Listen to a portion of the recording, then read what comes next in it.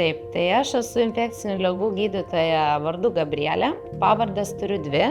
Viena atspindi mano lietuviškąją kilmę, tai yra Gaižutytė, o kita pavardė, vyro pavardė, kilusi iš Italijos ir man labai pasirodė graži, Monteleone, itališkai išvertus iš italų kalbos į lietuvių būtų Kalnų liūtas.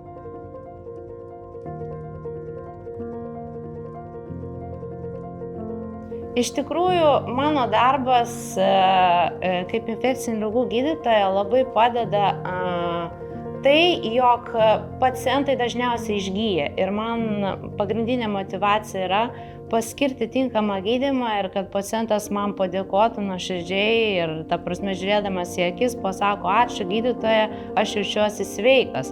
Ir infekcinių ligų ir yra tas prioritetas, kad tu gali visiškai dažniausiai ligą išgydyti. Tai kai pacientas to pasako ačiū, tai yra pagrindinė motyvacija.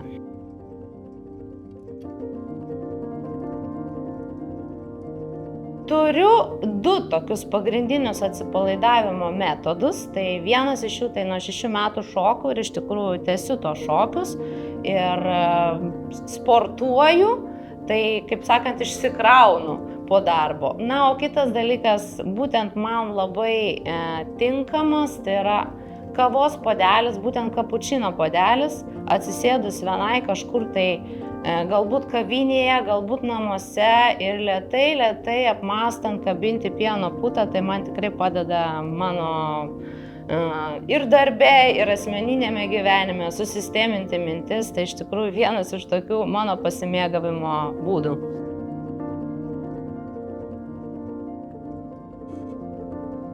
Iš tikrųjų, nelabai mėgstu skaityti, nes tiek jau tų knygų perskaičiau, būtent medicininės literatūros, kad daugiau renkuosi kažkokias kitas veiklas negu skaitimą, bet kartais per atostogas perskaitau vieną kitą knygą ir vieną galėčiau įvardinti, tai yra 1966 metais parašyta knyga brazilų autoriaus Amandus ir vardas tos knygos yra Gabrielė.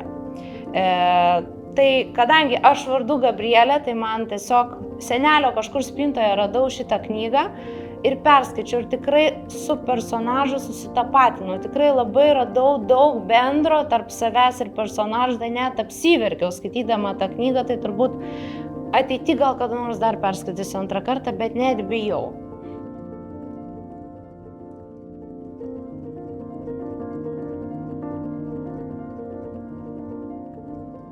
Iš tikrųjų, mano moto skelbia gyvenk šią dieną.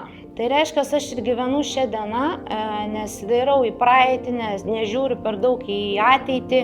Jeigu šiandien gera nuotaika, tai reikia ir džiaugtis tą gerą nuotaiką. Jeigu šiandien bloga nuotaika, tai paverkim, praeis, kitą dieną gal bus geriau.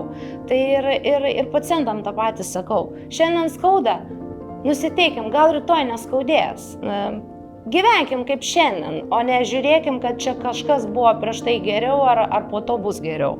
Tiesiog pasimėgaukim tą dieną, kuri kažką naujo atneš mūsų gyvenimą.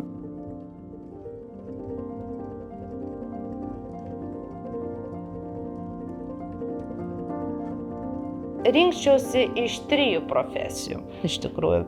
Pirma, tai aišku, kadangi mano pomėgis yra šokti, tai net ir studijuodama turėjau galimybę pasirinkti būti šokėja, studijuoti šokį, tai galbūt tai būtų viena profesija. Kitas dalykas, darbo metu labai daug susiduriu su psichologinė žmogaus būklė ir visai neatmesčiau galimybės būti psichologė arba psichiatrė.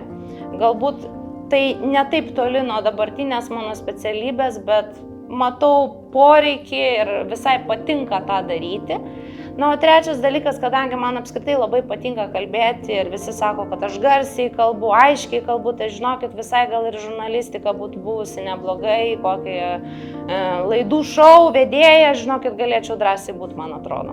Jei turite sveikatos problemų susijusių su infekcinėmis ligomis ypatingai erkių platinamomis lygomis, keliautojų diarėjomis ir įvairiais skiepais, kreipkitės pas mane į Gerovės kliniką, pas infektologę konsultacijai.